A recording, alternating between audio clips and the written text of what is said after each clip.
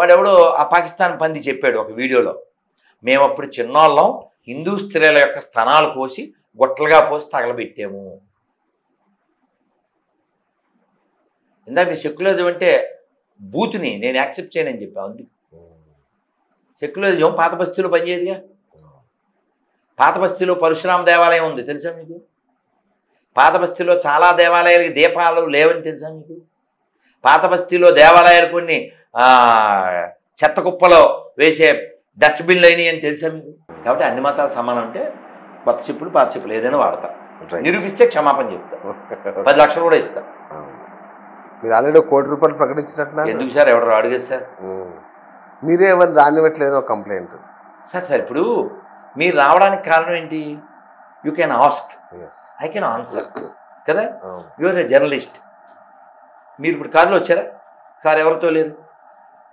మా రాజు అబ్దోలేడా? నువ్వే కూర్చోవచ్చు ఇక్కడ కదా. You are qualified to sit here, is qualified to sit there కదా. అలాగా నేను పక్కా హిందువుని సార్.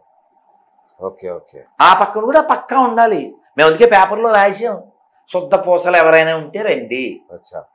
తండ్రి తాత కూడా క్రిస్టియన్ అయి ఉండాలా సార్? ఇప్పుడు నేను చెప్తున్నాను సార్ ఒక స్టేట్మెంట్. నాకు, నా కుటుంబానికి, నా పూర్వీకులకి, నా దేశానికి పనికి మాలిన కసాయి పాషండం లేచ్చ సంకర మతాలకి వారి గ్రంథాల్లో ఉండే పేర్లకి అస్సలు సంబంధం లేదు అని నేను చెప్తున్నాను. వాడు కూడా చెప్పాలి. చెప్తాడా? నీకో పేరు కూడా పెట్టలేని పనికి మాలిన మతంలో కూర్చుని మా పేర్లతో బతుకుతూ మాతో ఎలా కూర్చుంటాను? ఎలా కూర్చుంటావు? అందుకని పేరుని వదిలేయి, వీలైతే బాడీని వదిలేయి, కొత్త బాడీతో కొత్త పేరుతో వచ్చాయి కదా. నీతి ముఖ్యం. మొరాలిటీ లేని స్పిరిచువాలిటీ ఎలా అవుద్ది సార్? మొరాలిటీ కదా ఫస్ట్ ఉండాలి. సో ఈ అర్హత బహుశా ఎవరికి ఉండదేమో. అందుకని వాళ్ళు వీళ్ళ గురించి ఎలా చెప్పాలంటే, విప్లవ శంఖం అని సినిమా వచ్చింది తెలుసు. కొంతమంది కుర్ర వాళ్ళు పుట్టుకతో వృద్ధులు, అవునా? మొత్తం అన్ని గొర్రెలు పుట్టుకతో హిందువులు. 50-50 కాదు సార్ వాళ్ళు. సుబ్బారావు కొడుకు నా ముందు ఎలా కూర్చుంటాడు? రెడ్డి విజయప్రసాద్ రెడ్డి నా ముందు ఎలా కూర్చుంటాడు? రెడ్డి లేకపోతే బతకమని చూద్దాం, సాంబశివరావు లేకపోతే బతకమని చూద్దాం, ఇంటి పేరు లేకుండా బతకమని చూద్దాం. హిందువులు ఇచ్చిన శరీరాలు కావాలి, హిందూ దేవతల పేర్లు కావాలి, తోకలు కావాలి. ఓ పనికి వాళ్ళ పుస్తకం కోసం నువ్వు మాట్లాడతావా? మాకు అక్కర్లే.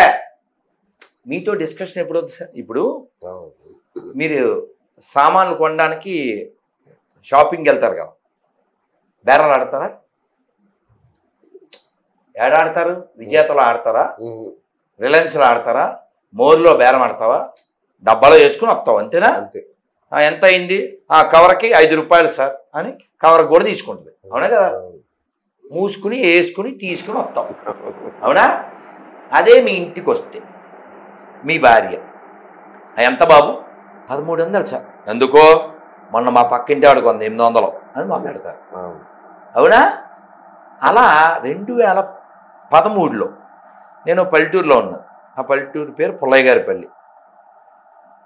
నారావారిపల్లికి నెక్స్ట్ పల్లి రంగంపేట అంటారు, అక్కడ తిరుపతి. స్టవ్ వచ్చింది. నేను ఒక ఇంట్లో ఉన్నా, చిన్న ఇంట్లో. స్టవ్ కొనాలనుకున్నాను, కానీ మన బేరం ఆడటం రాదు. వాడు 5000 చెప్పాడు. నేను మా శిష్యుడు వాడు ఫోన్ చేసి, వరే నువ్వు బేరం ఆడరా, మొత్తానికి ఎంతకో 3000కి ఎంతకో అన్నాడు. బేరం ఎందుకు అడిగింది సార్? వాడు వచ్చాడు కాబట్టి, అవునా? మరి నువ్వు ఇదే బేరం ఆడతారా? రిలయన్స్లో రిలయన్స్ డిజిటల్ అది ఇంకోటి ఆడం, అవునా? కాబట్టి హిందువులను ఎవరో క్వశ్చన్ చేయడానికి పనికిరారు. ఎందుకని? మేము ఎవరిని అడుక్కోవట్లే. శివుని నమ్మకపోతే నువ్వు నాశనం అయిపోతావు అని మేము చెప్పట్లే. కృష్ణుని నమ్మకపోతే నరకానికి వెళ్ళిపోతావు అని మేము చెప్పట్లే. నేను చెప్తా పబ్లిక్గా, దైవాన్ని నువ్వు ఏ పేరుతో అయినా పిలవచ్చు, కొలవచ్చు. నేను నమ్మినటువంటి దైవాన్ని నువ్వు నమ్మక్కర్లేదు, నీకు స్వేచ్ఛ ఉంది. ఈ మాట చెప్పండి మసీదులో, చర్చిలో, ప్రపంచం మొత్తం ప్రశాంతం అయిపోద్ది. చెప్తారా? చెప్పిస్తారా? యేసుని నమ్మకపోయినా పర్లేదు, ఎవడిష్టం వాడిది చెప్పండి. నేను చెప్పాను కదా సార్. ఇప్పుడు మీరు చెప్పగలరుగా? మీరు చెప్పగలరుగా? అందరూ చెప్తారు. ఏ హిందూ అని చెప్తారు. ఎవరి దేవుడు ఇష్టం అండి మనం చెప్తాంగా. ఓసారి చెప్పండి, ఒకటి చెప్పండి, మొత్తం ప్రపంచం సెట్ అయిపోద్ది.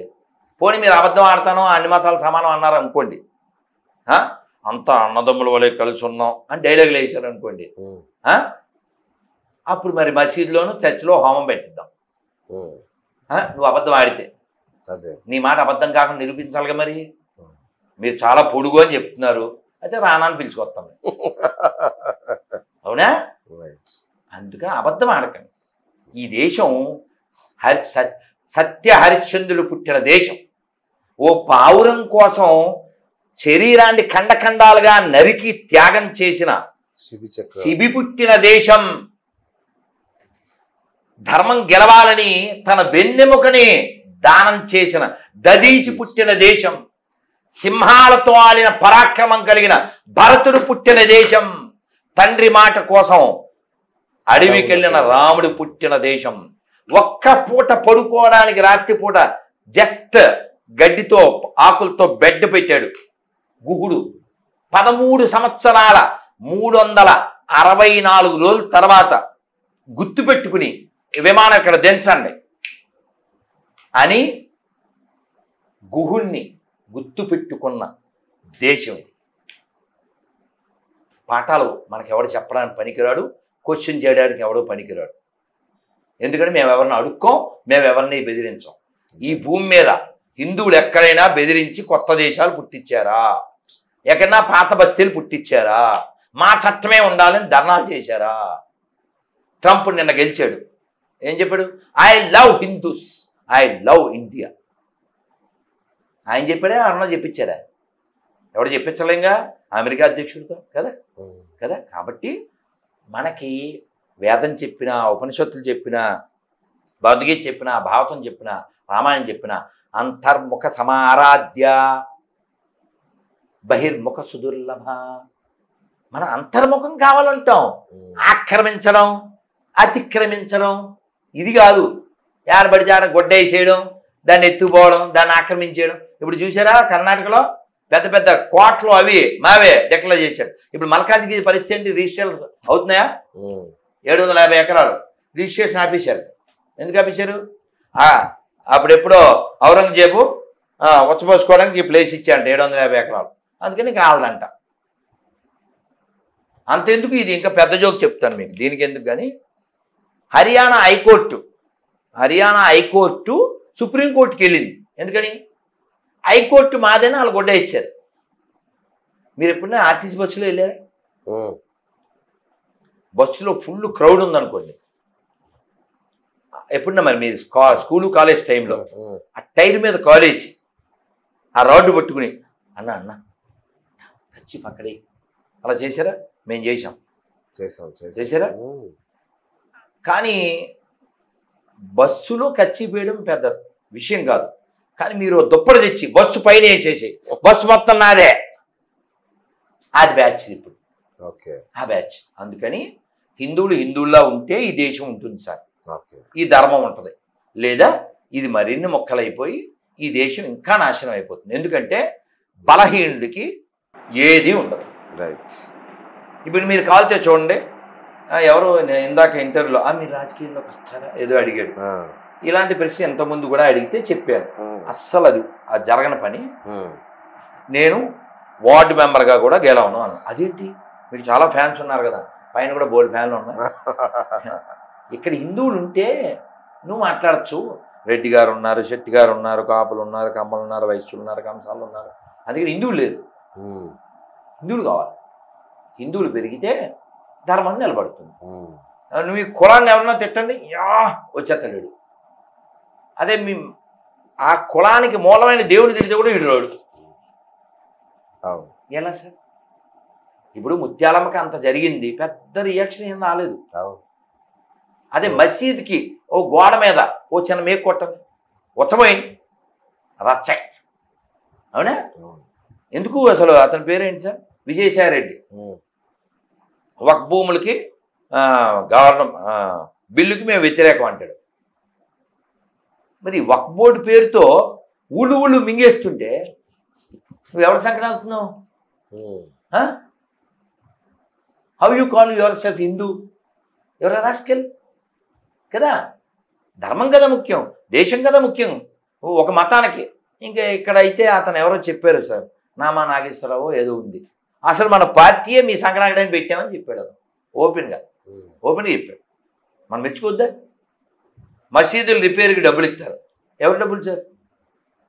ఎక్కడ డబ్బులు తెలుసా మీకు? గుర్తుందా? పోయిన గవర్నమెంట్లో ఇక్కడ కలవకుర్తో ఎక్కడో అక్కడ మసీదుకి రిపేర్కి 80 లక్షలు ఎంతో ఇచ్చారు. అది బాగు చేస్తుంటే శివలింగాలు అయిపోయేటపడ్డాయి. ఎందుకని? అది గుడి కాబట్టి. అసలు గుళ్ళోనేమో డబ్బులు ఎత్తిపోతావా? ఇప్పుడు రేవంత్ రెడ్డి CGF పెంచాడు తెలుసా మీకు? 8 ఉండేది 12 చేశాడు. కామన్ గుడ్ ఫండ్ అంటే గుళ్ళో డబ్బులు ఎత్తిపోవడం సార్ దాని పేరు. ఓకే. ఇప్పుడు గుడిలో ఒక హుండీ ఉంటుంది, ఆ హుండీలో డబ్బులు వేస్తారు, ఆ డబ్బులతో దేవుడికి గుడికి చెయ్యాలి. గవర్నమెంట్ ఎత్తుపోవడం ఏంటి సార్? నీకేం హక్కు ఉంది? గవర్నమెంట్ అంటే ఇంగ్లీష్లో ఏమనాలి సార్? కాపలా కుక్క, వాచ్ డాగ్. నువ్వేం పెత్తనం చేయకూడదు. ఇప్పుడు ఈ కుర్చీ వాడుకుని వెళ్ళిపోవాలి, అంతేగాని ఒరే వచ్చేప్పుడు కారులో పెట్టి అంటారా ఏంటి అంటారు కదా. ఒకవేళ శుభ్రం లేకపోతే తుడుచుకుని కూర్చోవాలి అంతే. అంతే గవర్నమెంట్ కూడా అంతే. గుళ్ళ మీద పెత్తనం చేసి గవర్నమెంట్ ప్రజలు కట్టిన ట్యాక్సులు మసీదులకి చర్చిలకి యాత్రలకు ఇచ్చి మేమేమో సంక్రాంతికి వెళ్ళేటప్పుడు స్పెషల్ బస్సు స్పెషల్ దోపిడా. ఇంకెప్పుడు ఈ బూతులు వాడకండి సార్. ఏంటి బూత్ పేరు? Secularism, abusing word, don't use.